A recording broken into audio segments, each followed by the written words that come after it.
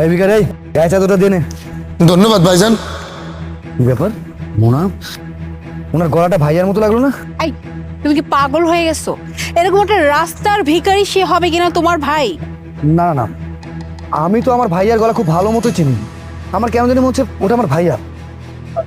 আমি এক কাজ করি, আমি বরং একটু ভাইয়ের সাথে কথা বলি। আর মোনা প্লিজ, তুমি তুমি কোনো কথা বলো না, একটু চুপ করে থেকো, ঠিক আছে?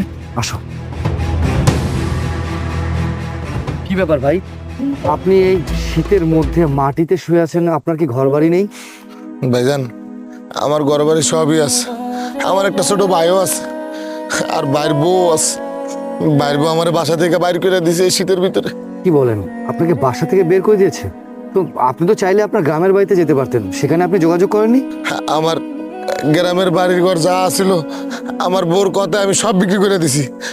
আমার ছোট ভাই এই দেশে কাম করে। আমার ছোট ভাইয়ের বউ হ্যাঁ কইছে গ্রামের ঘর বাড়ি সব বিক্রি করে আমার ভাইয়ের কাছে আইব। এর লেগে আমি হ্যার কথা গ্রামের ঘর বাড়ি সব বিক্রি করে দিছি। আর ওই টাকাগুলো আমার ভাইয়ের বউর কাছে। আর যখন আমার ভাই কাজে জায়গা, তারপর থেকে আর আমার লাগে ভালো ব্যবহার করে না। আমার দিয়ে থালা বাটি দেওয়া যায়, কাপড় চোপড় ধোয়ায়, সব ধরনের কাম করায়। তারপরে কয়দিন পরে আমার গাড় ধাক্কা দিয়ে বাড়ি থেকে বাইর করে দেয়। তুমি কি করতেছো? তুমি আমার ছোট ভাইয়ের বউ, তুমি আমার বাসা থেকে বাইর করে দিতেছো। এই চুপ, একটা কথা বলবেন না। আপনার ওই মুখে আমার নাম উচ্চারণ করবেন না। আপনাকে দেখতে দেখা যায় কেমন জঙ্গলি কোথাকার, আর আসছে আমার সাথে কথা বলতে। আমি এতদিন আপনাকে সহ্য করছি শুধুমাত্র আমার স্বামীর কারণে, মানে আপনার ভাইয়ের কারণে। আপনার ভাইও বিদেশ চলে গেছে, আপনাকে সহ্য করার দিনও আমার শেষ হয়ে গেছে। আপনি এখন ভালো ভালো আমার জন্য থেকে দূরে যান। তুমি ভালো করেই জানো যে আমার একটা রোগ আছে। ডাক্তার আমারে কইছে ভারী কোনো কাজ করতে না। আমি এই রোগ নিয়ে আমি বাইরে যা কাজ করে খাইতে পারবো না। আমি আর কি করবো বাইরে গিয়ে? আমার তুমি বাইর করে দিও না। আমি রাস্তা রাস্তা ঘুরতে পারি, শীতের ভিতরে আমি কই যাবো? তুমি আমার বাইর করে দিও না। তুমি আমার বাসায় রাখো, আমি তো তোমার সব কামই করে দিই, কাপড় চোপড় ধোয়াটা সব কাজ করে দিই। আমি আরো কাম করে এটা করে দিই, তাও তুমি আমার বাইর করে দিও না বোন। হাত পা আছে না, ভিক্ষা করবেন, ভিক্ষা করে তারপর খাবেন। এই বাসায় বসে বসে আমার অন্ন আর ধ্বংস করতে পারবেন না। আপনার যে আমি এতদিন খাওয়াইছি পড়েছি, এটি আপনার সৌভাগ্য। আপনার সাথে আমি এত কথা বাড়াইতে চাই না। আপনি বড় সসম্মান নিয়ে এখান থেকে চলে যান। তুমি আমার বাইর করে দিও না বোন, বাইর করে দিও না। আমার সাথে আর একটা কথা বলবেন না, শুধু আমার তোমার না চুপ যান তো এখান থেকে, যান। আপনার কথা সবই বুঝতে পারলাম। আপনি কি আপনার ভাইয়ের সাথে যোগাযোগ করার চেষ্টা করেননি? কেমনে যোগাযোগ করবো ভাইজান? আমার একটা ছোট মোবাইল আছে, এই মোবাইলটাও আমার ভাইয়ের বউ রেখে দিছে। আমি যেন আমার ভাইয়ের লোকে যোগাযোগ করতে না পারি। আর আমার ভাইয়ের নাম্বার আমার মুখস্থ নাই। আমি মূর্খ সূর্খ মানুষ, আমি তো আর কিছু বুঝি না।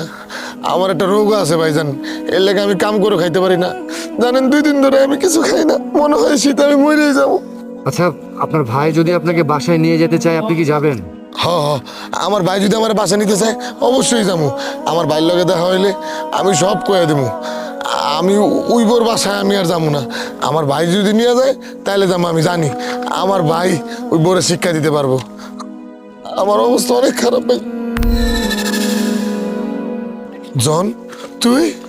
ভাইজান, তোমার অনেক কষ্ট হয়েছে না? তুমি চলো, চলো আমার লাগে।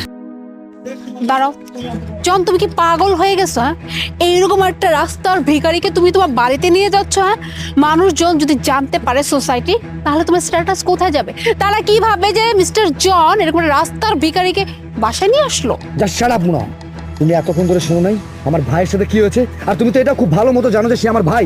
দেখো মোনা, আমি তোমাকে সাবধান করছি, হ্যাঁ? তুমি আমার বন্ধুর মতো থাকবে, এর চেয়ে বেশি না কথা বলতে আসবে না আমার সাথে।